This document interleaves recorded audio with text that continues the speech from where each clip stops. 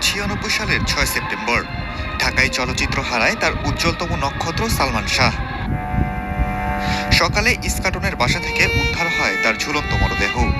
মাত্র ২৫ বছর বয়সে এমন এক মৃত্যু যা আজও ভুলতে পারেনি দেশবাসী।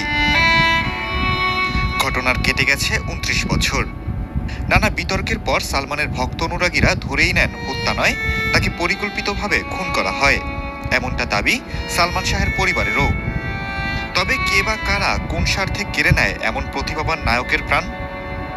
২০২১ সালে সালমানের মায়ের আদালতে নারাজি আবেদনের পর আদালত এবার মামলাটিকে অপমৃত্যু থেকে হত্যা মামলায় রূপান্তরের নির্দেশ দেয়।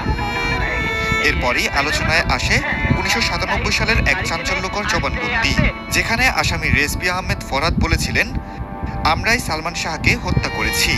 পরে ঘটনাটিকে আত্মহত্যা সাজানো হয়। রেজবির দাবি এটি ছিল ১২ লাখ টাকার এক হত্যা চুক্তি। চুক্তিটি করেছিলেন সালমানের শাশুড়ি লতিফা হক লুসি, আর এতে যুক্ত ছিলেন খলনায়ক ডন, ডেভিড, ফারুক, জাভেদ সহ আরও অনেকে। রেজবির বর্ণনায় ১৯৯৬ সালের ৫ সেপ্টেম্বর রাতে গুলিস্তানের এক বারে হয় পরিকল্পনা। ২ লাখ টাকা অগ্রিম, ৪ লাখ টাকা পরে, আর হাতে তুলে দেওয়া হয় তড়ি, সিরিঞ্জ ও রিভলভার। রাত ২:৩০টায় ডন, ডেভিড, ফারুক ও আজিজ ঢোকেন সালমানের বাসায়। ঘুমন্ত সালমানের ওপর ঝাঁপিয়ে পড়েন তারা। সালমানকে ক্লোরোফর্ম দেন তার স্ত্রী সামিরা। চেতনা ফিরলে শুরু হয় ধস্তাধস্তি। পরে আজিজের নেতৃত্বে ইনজেকশন দেওয়া হয়। কিছুক্ষণের মধ্যেই থেমে যায় সালমানের নিঃশ্বাস। আর পরে তাকে ফ্যানে ঝুলিয়ে দেওয়া হয়, যেন মনে হয় পরিকল্পিত হত্যা নয়, এ যেন এক আত্মহত্যা।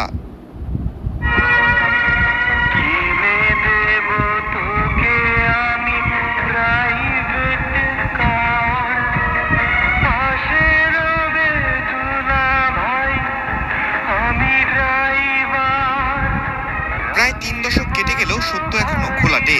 কিন্তু এবার নতুন আশার আলো। আদালতের নির্দেশে মামলাটি এখন হত্যা মামলা হিসেবে তদন্তাধীন।